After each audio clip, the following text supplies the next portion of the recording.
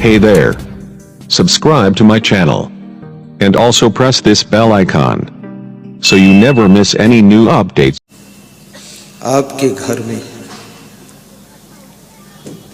किसी देवरानी जेठानी की बेटी का विवाह हो, दौड़ दौड़ करके काम करो, ये भी बहुत बड़ा पुण्य धर्म है। उस कार्यक्रम में मैनेजमेंट करो, अरेंजमेंट करो, व्यवस्था देखो, ये बहुत बड़ा धर्म है। किसी की बेटी का विवाह हो, उसमें जाकर के थोड़ा मदद करो, तन से, मन से, धन से।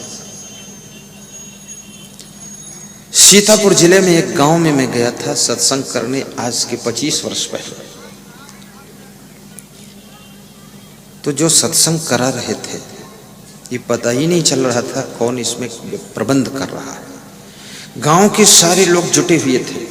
उस समय मेरे साथ व्यवस्था कुछ नहीं रहती थी, तो सबको जुटना पड़ता था। अभी तो मेरा सत्संग कराना बहुत आसान हो गया है। ये जितना यहाँ सिस्टम देख रहे हो, ये केवल जमीन यहाँ की है, सारी व्यवस्था मेरे साथ की। ये देख लेना, ये मंडप भी, ये माइक भी, ये साउंड भी, और ये बिछावन भी, ये व्यास गादी, ये तखत, ये टेबल और जनरेटर भी, इसको लाने ढोने के लिए ट्रक भी, लगाने के लिए कर्मचारी भी, और ये वीडियो कैमरे भी, और साधु संत भी, और भोजन बनाने के बर्तन भी, और बनाने के चूल्हे भी, और करछुल, चिमचा, चलनी, बेलन, चौकी, सब, और बर्तन धोने वाले भी, कर्मचारी भी। हाँ,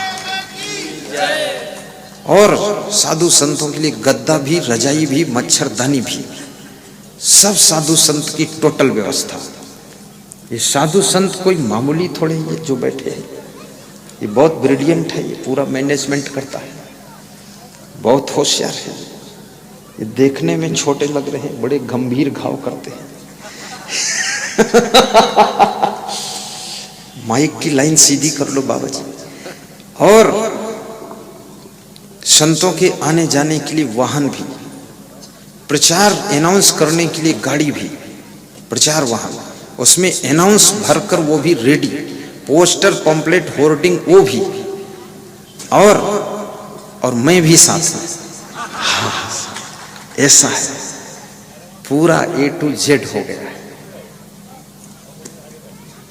और अगर 1-2 दिन कोई दाल चावल ना दे तो साथ में वो भी लाता हूँ, अपने आप निकाल के बना लो।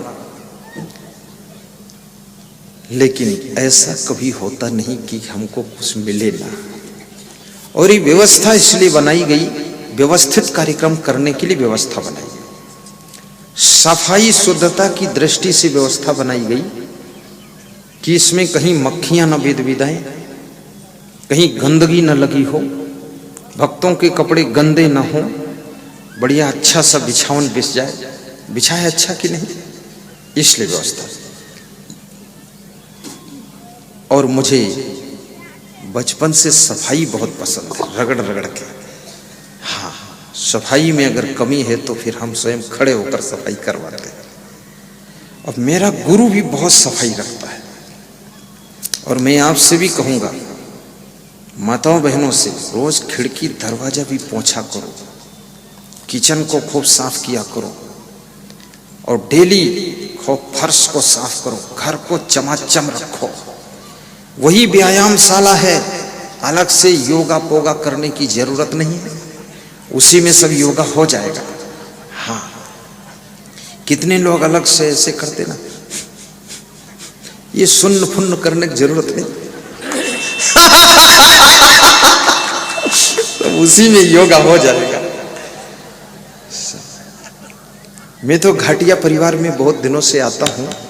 पहले पुराने घर में आता था, तो वहाँ जहाँ पर ये माताएं सब जलपान बनाती थी, वहीं से सीढ़ी गुजरती थी ऊपर जाने जाती, ये बनाती थी, मैं देख लेता था। मैं नज़र बहुत रखता हूँ कौन क्या कर रहा है। अब दुख अपने बन जाते हैं, वहाँ पर सुमति आती है। और जिसके घर में सुमत है, उसके घर में कभी भी दरिद्र नहीं आता है। इसलिए देवरानी जेठानी भी सुमत बना कर रहो, ये टिल टिल टिल टिल मत किया करो, स्पीच मत दिया करो। हिंदी पढ़ी नहीं इंग्लिश बोलती रहती है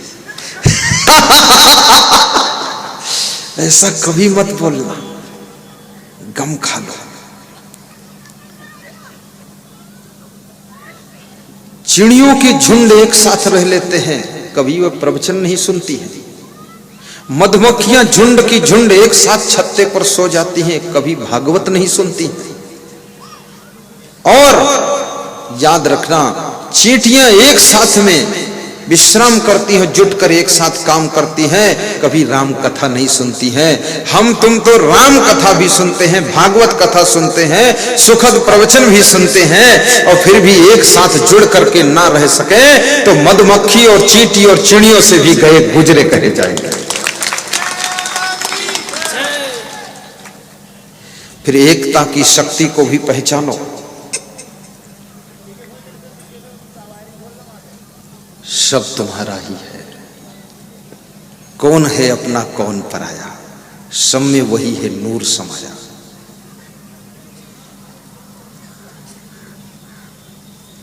ज्यादातर लोगों में स्वभाव के झगड़े होते हैं, स्वभाव को बदलो। अभी एक सज्जन के यहां पधरौनी गया था, बूंदी जिले में, तो बता रहे थे हमारी पत्नी हमारे छोटे भाई पत्नी दोनों ऐसा लड़ जाती है, छुड़ाना मुश्किल। तो हमने कहा उस जन्म की ये नेवला और सांप है क्या? अरे बोले इसी जन्म में ये सांप नेवला बन गई है। बोले इनको समझा दो सब ठीक हो जाएगा। तो मैंने 10 मिनट उनको समझाया, पूरी फैमिली का क्लास लिया। मैं फैमिली के क्लास भी ले लेता हूँ, जिसके यहाँ ज्यादा गड़बड़ हो तो क्लास लेता हूँ, अलग से कमरे में पूरी फैमिली को बिठाता हूँ और एक एक को डायरेक्ट समझाता हूँ कि तुम सहनशीलता बढ़ाना, जवाब मत देना, इनको गम खा लेना, 10 साल और एक साथ रहना है, फिर अलग होना, अभी नहीं। समझा दिया तो दोनों महिलाएं देवरानी जेठानी कह रही थी अब दोबारा कभी वाद विवाद नहीं होगा, हम पूरा गम खा लेंगे। हमने कहा गम खा लोगी तो महारानी बन जाओगी, करोड़ों में खेलोगी, अन्यथा सब खेल बिगड़ जाएगा। गम खाना चाहिए।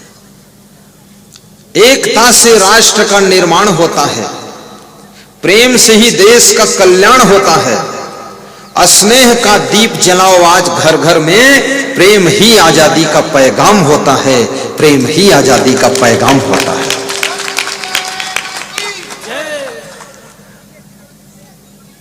परस्पर का प्रेम तुमको स्वतंत्रता और आनंद देता है, फ्री रहने का मौका मिलता है।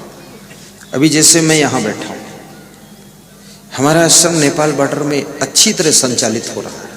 कौन कर रहा है? मैं थोड़े कर रहा हूं, हमारे गुरु महाराज कर रहे हैं। एकता है गुरु चेला, और हमारे शिष्य लोग भी कर रहे हैं। कोटा आश्रम भी चल रहा है, छत्तीसगढ़ भी चल रहा है। एकता नहीं होगी, संगठन नहीं हो। साधुओं को भी संगठन में रहना चाहिए। अलग अलग पोटली लाद कर घूमने से बर्बादी होगी साधु की। खोपड़ी खोले घूम रहे, दिमाग खराब करते दूसरे का। दुनिया को सिखाते हो प्रेम और स्वयं प्रेम विहीन हो गए। तो संत महात्मा को भी संगठन बना करके बहुत बड़ा लक्ष्य लेकर के समाज सुधार का काम करना चाहिए। अकेला चना भाड़ नहीं फोड़ सकता है, लेकिन 50 संत जुड़ करके पूरे दुनिया के अंदर ज्ञान का भंडार सबको बांट सकते हैं।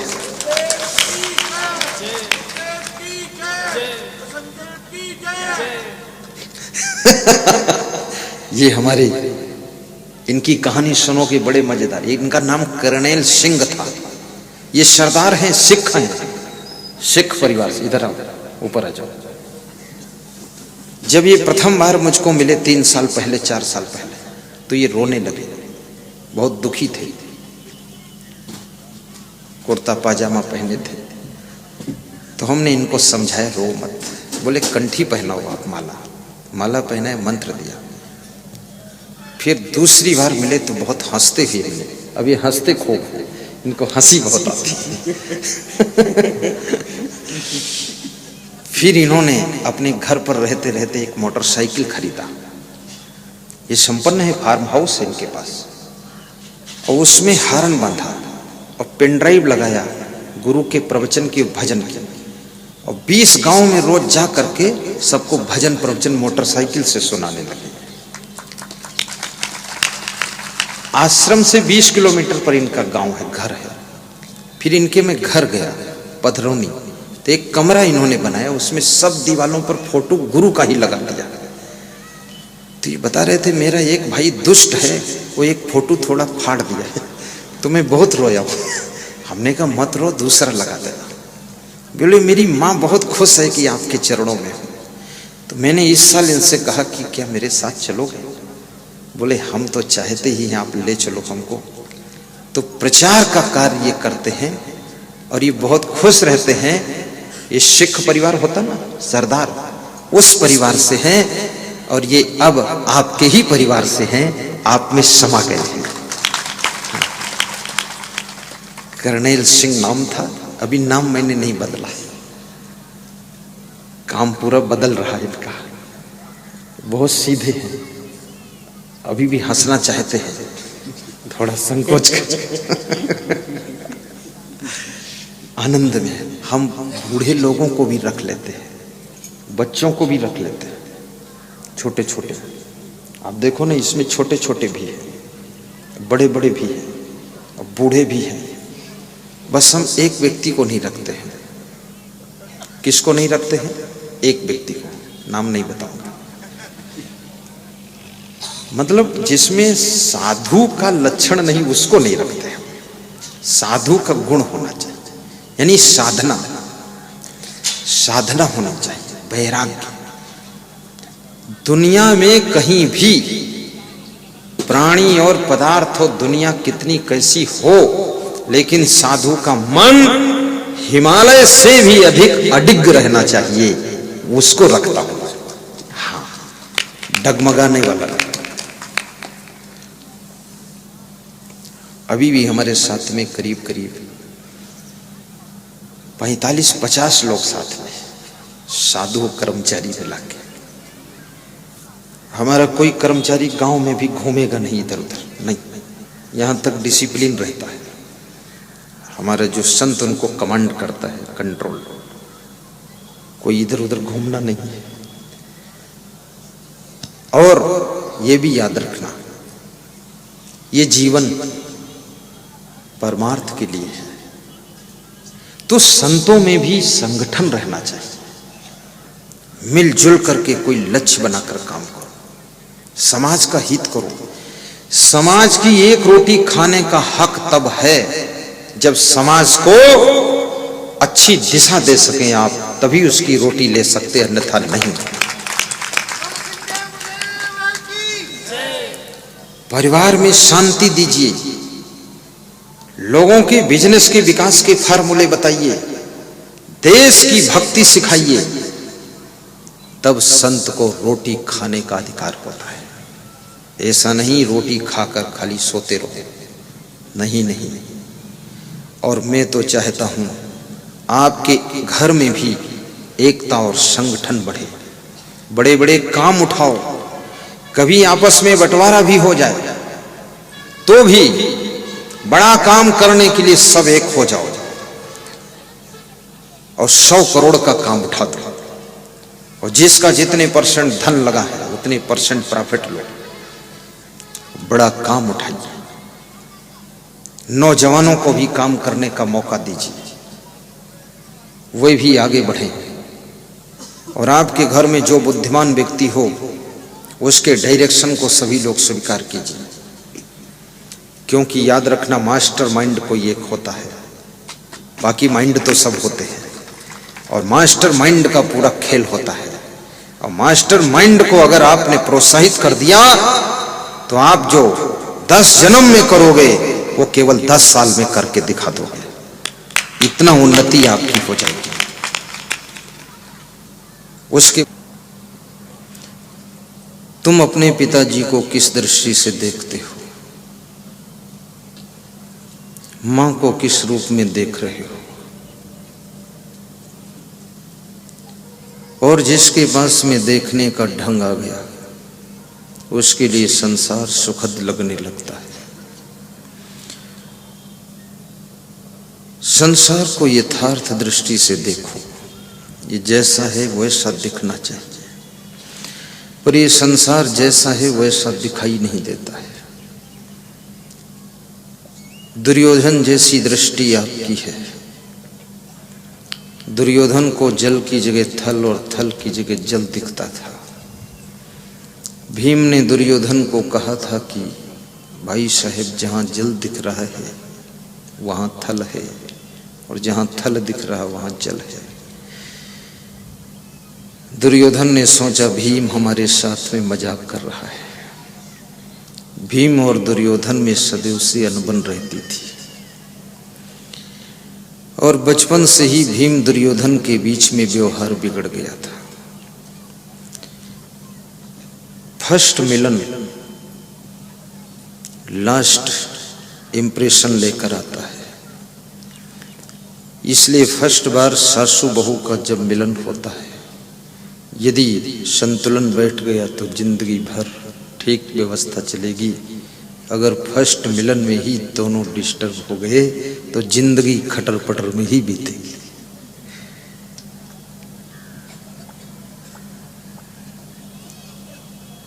फर्स्ट बार में बहुत सावधान रहना चाहिए।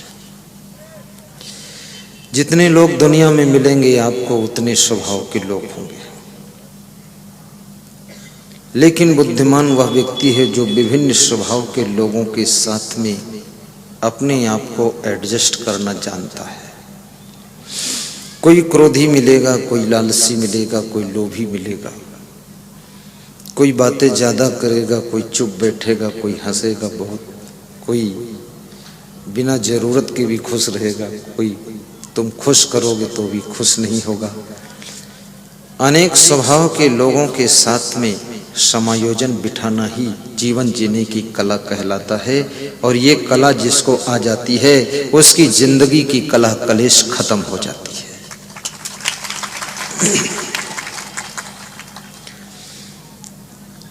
बहुत लंबी फैमिली को चलाना बहुत बुद्धिमान व्यक्ति का कार्य है। वो राम के साथ राम बन जाता है, लक्ष्मण के साथ लक्ष्मण बन जाता है, भरत के साथ भरत बन जाता है, शत्रुघ्न के साथ शत्रुघ्न बन जाता है। उसकी अपनी कोई जिद नहीं होती, अपना कोई हट नहीं होता है। उसका स्वभाव ऐसे होता है जैसे जल होता है। जल को कटोरी में रखो तो सेट हो जाता है, गिलास में रखो तो सेट हो जाता है, थाली में रखो तो सेट हो जाता है, भगोने में रखो तो सेट हो जाता है, अंजलि में लो तो सेट हो जाता, मुंह में भरो तो भी सेट हो जाता है। ऐसे जल जैसी उसकी जिंदगी होती है, सबके साथ में सेट हो जाता है, इसलिए जल ही जीवन कहा जाता है। ऐसा व्यक्ति बहुतों के लिए जीवन का काम करता है। परंतु वही जल जब कठोर बर्फ बन जाता है तो जिस आकार में वो बर्फ बनता है फिर वो दूसरे आकार में सेट ही नहीं होता है।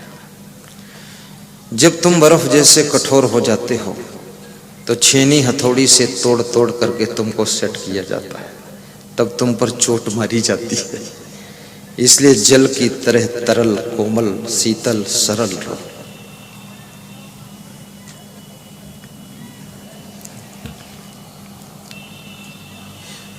मनुष्य जीवन में स्वभाव का बड़ा महत्व होता है। कांटों में भी तुम हंस करके जिंदगी जी सकते हो। अच्छी सड़क पर तो सभी लोग गाड़ी चलाकर मंजिल पर पहुंचा देते हैं, लेकिन मोड़दार सड़क हो, खाड़ीदार रास्ता हो, साइड में पहाड़ी हो, दूसरे साइड खाड़ी हो और बीच में तुम्हारी गाड़ी हो, और मोड़ भी कदम कदम पर हो, उस समय कुशल ड्राइवर की पहचान होती है। जिंदगी की गाड़ी को भी बहुत कुशलता से चलाने की आवश्यकता है। जिद मत किया करो,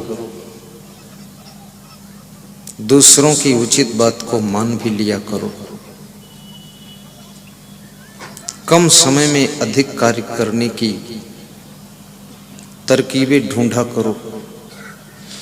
ऐसी बात बोला करो कि दूसरों का दिल खुश हो जाए।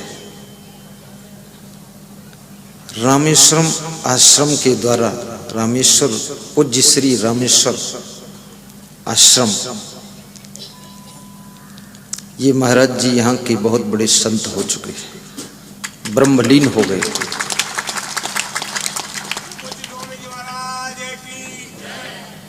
उनके द्वारा स्थापित आदर्श विद्या मंदिर में आज हम सत्संग करने गए थे। विद्यार्थियों को 8 फार्मूले बताए थे हमने। अब विद्यार्थी ऐसे भी एक मनोरंजन जीवन होता है। 35 मिनट तक प्रवचन किया, विद्यार्थी खूब हंसते थे। आदर्श विद्या मंदिर के प्रिंसिपल केशव राम पाटीदार बार बार हाथ से सबको शांत करते थे। बस बस बस। विद्यार्थी हंसते थे, मैं भी हंसता था। हंसते हंसते 35 मिनट की प्रवचन की यात्रा पूरी हुई। 8 बातें विद्यार्थियों को बताई गई। संत की एक एक बात, एक एक शब्द जीवन को विभूषित करता है। विद्यार्थी जीवन आपकी जिंदगी की महल की नींव होता है। बाल अवस्था का चूका हुआ व्यक्ति युवा अवस्था में पछताता है और दुख पाता है। युवा अवस्था के समय को खोने वाला मनुष्य वृद्धावस्था में ग्लानि और चिंता का शिकार होता है। वृद्धावस्था में भी जो नहीं संभल पाता है, वो मरण अवस्था के समय बहुत व्यथित होकर मरता है और अपने अगले जन्म को भी बिगाड़ लेता है। इसलिए बाल अवस्था में सावधान होइए। बालचंद राठौर बन जाइए, बालचंद गुप्ता बन जाइए। बाल अवस्था है। आज मेरे पास में बालचंद राठौर शिक्षक जी आए। वे ऐसे देखते हैं मेरी ओर जैसे कोई बालक देखता है।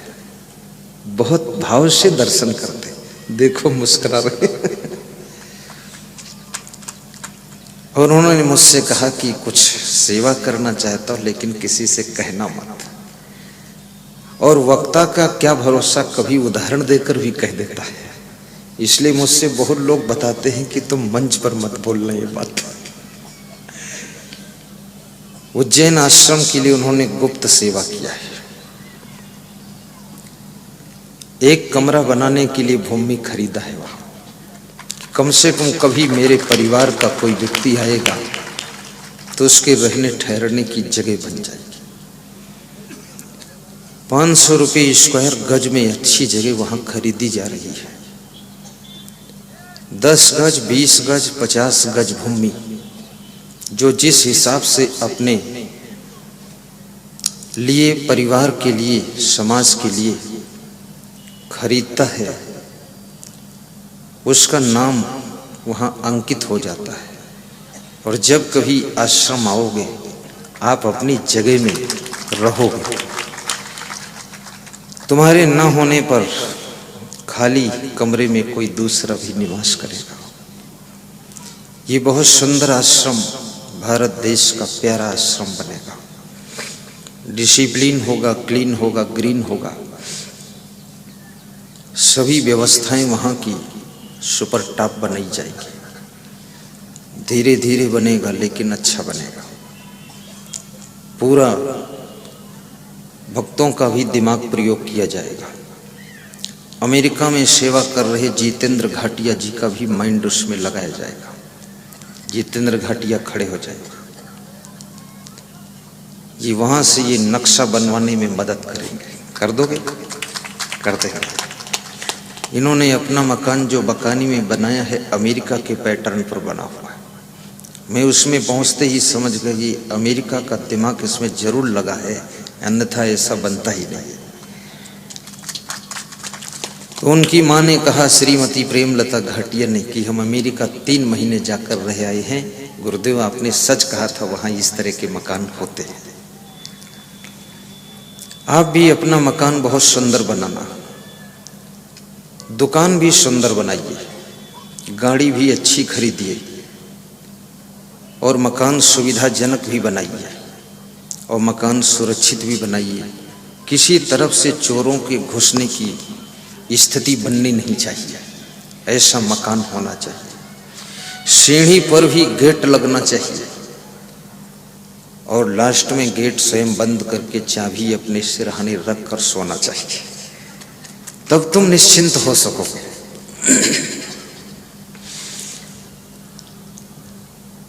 मकान में सुंदर फूल पौधे भी लगाना चाहिए। मकान के बाहर छोटा सा लान रखना चाहिए और अपने कमरे में ऐसा साउंड सिस्टम लगाइए कि मधुर मधुर भजन भी सुनते रहिए। काम करते रहो, गीत गाते रहो, वक्त जीवन का यूं ही निकल जाएगा। अगर लगन सच्चे सदगुरु से लग जाएगी तो सारे जीवन का नक्शा बदल जाएगा, सारे जीवन का नक्शा बदल जाएगा। अगर अच्छा लगा तो like share comment and subscribe जरूर करें। जय हिंद, जय भारत।